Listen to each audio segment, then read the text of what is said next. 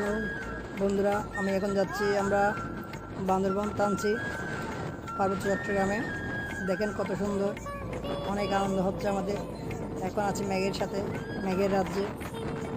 আমাদের চট্টগ্রাম যে এত সুন্দর একটি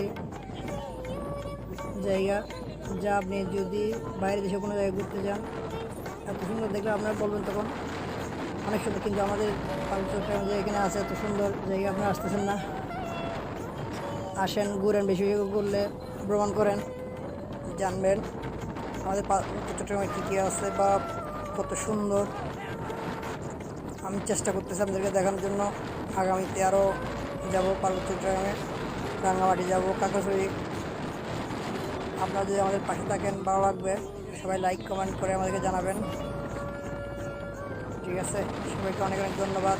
সবার জন্য অনেক শুভকামনা।